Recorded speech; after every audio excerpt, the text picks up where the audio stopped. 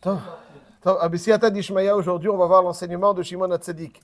Voya Omer, al shlosha dvarim ha'olam omed, al Torah, al avoda, al gemilut chassadim. Les trois piliers sur lesquels tient le monde. Torah, avoda, gemilut chassadim. Alors, je vous propose un petit peu d'approfondir ces trois piliers. Les trois piliers, on voit, c'est presque flagrant, correspondent aux trois votes. On sait que Yaakov Avinu, c'était Ishtam, Yeshev, Ohalim. Yaakov Avinu, c'est la Torah, Titen Emet le Yaakov. La Torah, c'est Brinat Emet. Yaakov Avinu, c'est Yeshev, Ohalim. Donc, c'est la Torah. La Avoda, c'est les korbanot. La Tfila, les korbanot. La Tfila qui est la place des korbanot. Yitzhak Avinu, c'est celui qui a été makriv et tatzmo pendant la Hakeda. Et Gmilut Chassadim, c'est Avraham Avinu. Gmilut Chassadim, c'est Avraham Avinu. Donc les trois piliers sur lesquels tient le monde, c'est Torah, Avoda, Gmilut Chassadim. Alors bien entendu, M. Cohen, vous faites signe. Pourquoi est-ce que dans ces cas-là, on commence par Yaakov Avinu? On aurait dû commencer par Avraham. Alors, on peut répondre ça avec un enseignement du Ben Ishraï.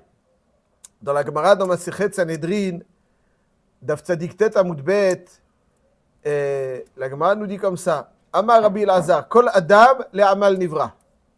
Chez Nehemar, il y a marqué dans Iyov, Ki Adam le Amal Yulad. Un homme est né pour faire des efforts.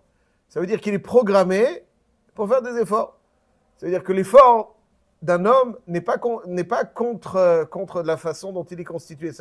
Il est peut-être, entre guillemets, contre nature de la paresse, mais ce qui lui correspond dans son essence, il a été créé pour faire un effort. Ouais. Il y en a qui se sentent mieux pendant les périodes de la routine, entre guillemets, où ils travaillent, plutôt que pendant les vacances. Les vacances, c'est une période qui est très difficile à gérer, je pense. À part pour celui qui, je ne sais quoi, qui place sa vie autour du manger et du dodo. Pour lui, les vacances, c'est l'idéal. Mais pour un homme normal, les vacances, c'est quelque chose qu'il faut gérer. Et l'homme, il est programmé Adam le Amal Yulad. Adam le Amal Yulad. Un homme, alors il faut les vacances, hein, j'ai pas dit, faut pas. Mais Adam le Amal Yulad. Un homme, il est programmé, c'est comme ça qu'il est dans son état optimal. Il est épanoui, il est quand le Amal, pour l'effort. La Gemara, elle dit: Eni yodeim le Amal pe nivra, im le Amal mlacha nivra. La Gemara dit: je ne sais pas s'il a été créé, le Amal pe, pour les efforts donc de la bouche, ou bien le Amal melacha. Il y a un doute dans la Gemara. Peut-être qu'il a été créé pour Mlacha. Peut-être qu'il a été créé pour les Amal Melacha. Alors il dit que Omer qui a kafalav piou et veut Omer la Amal Penivra. C'est-à-dire quand à kafalav piou, c'est-à-dire que il soumet son verbe. À kafalav piou, il soumet son verbe. Donc il fait l'effort du verbe. Ça, on sait que c'est la Amal P. On y revient. Alors pourquoi il soumet donc sa bouche, son verbe, à une valeur? Peut-être c'est sicha, peut-être que c'est pour amal sicha, pour discuter. Sicha. Ou bien le amal Torah. Il dit que Shomer le hamouch sever Torah zemipicha vagita bo yomam valayla. C'est marqué dans Yehoshua et Omer le amal Torah nivra. Rava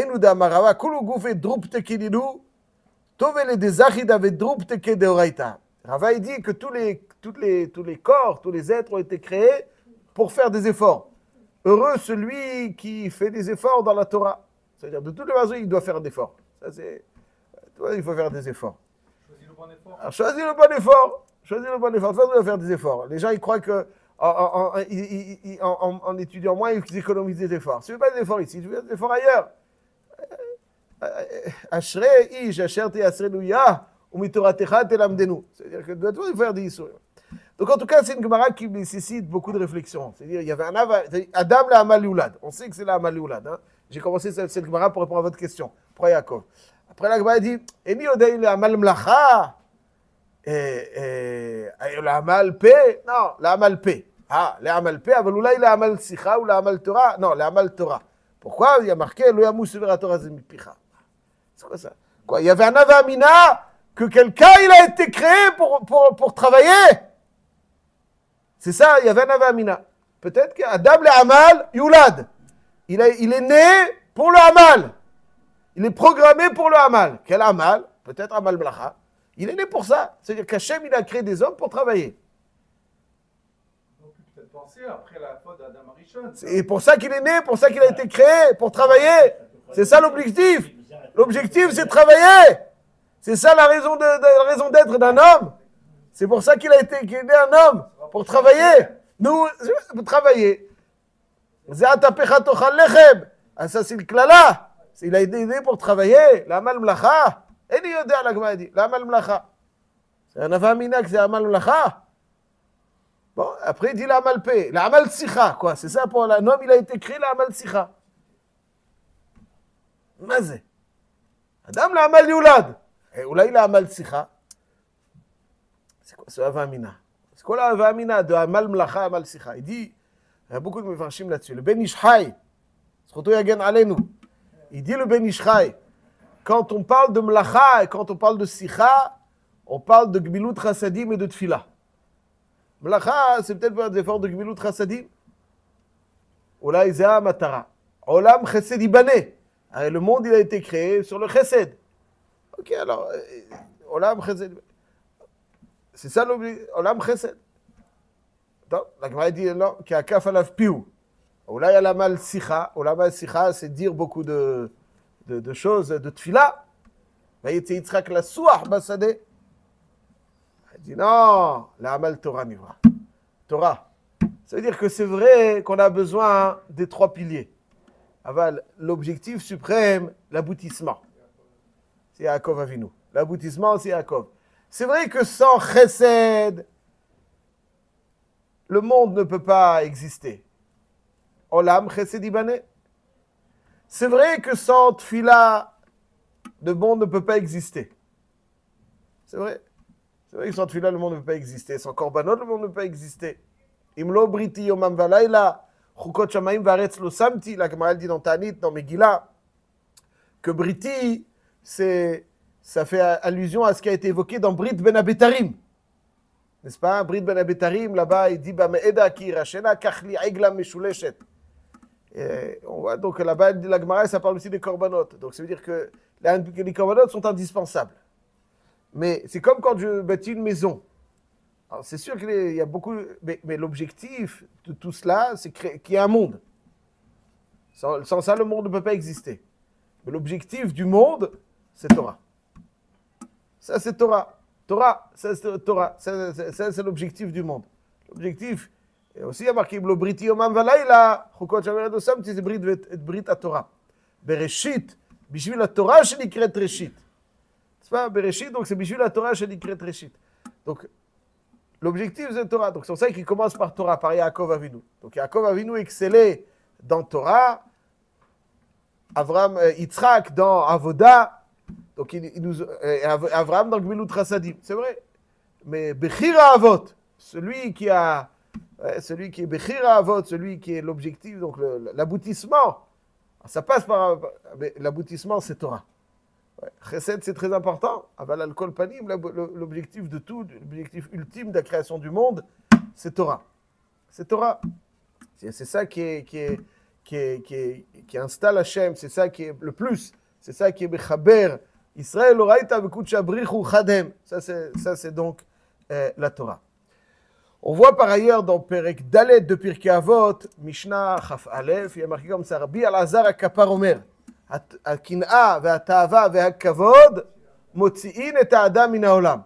Ça veut dire si un homme veut faire effondrer son monde, les trois choses qui menacent l'effondrement du monde d'un homme. Les trois choses cumulées ou l'une des trois? L'une des trois, vraisemblablement. Kin'a, ta'ava, kavod. Kin'a, ta'ava, kavod. Motzin et ta'adam min ha'olam. Ça veut dire que lorsque quelqu'un il se laisse aller par la jalousie, par la ta'ava, ou par le kavod, motzi oto min ha'olam. Pourquoi? Parce que c'est les choses les plus les plus dévastatrices. Quelqu'un qui jalouse, il peut faire les choses les pires. Et quelqu'un qui est ta'ava aussi, il peut faire les pires. Et kavod, il voue une adoration pour certaines choses, et finalement, toute sa vie, il la passe à adorer certaines choses, et puis finalement, il n'a rien fait d'intéressant. Il a voué une adoration à des choses futiles et bêtes. Ça, c'est kavod. C'est quoi kavod? Lui, il veut du kavod, c'est vrai aussi. Enfin, il peut donner aussi du kavod à d'autres choses, ça veut dire que l'important. Et on voit que Torah, Avoda, Gmilut Chassadim, c'est les trois piliers qui nous préservent de Kin'a, Ta'ava, Kavod. Kin'a, on voit que Gmilut Chassadim, n'est-ce pas? Kin'a, c'est chercher. C'est quoi Kin'a? C'est avoir le sentiment que l'autre empiète ce qui me revient. Donc, je jalouse. Il possède, pourquoi moi, pas moi, et pourquoi je veux, etc. Ça, c'est la Kin'a. Personne ne sait, personne ne sait ce qu'il y a à l'autre. Il se promène avec une belle voiture. Aïe, aïe, aïe. Ouais. Bon, on ne parle pas de Rav Steinman.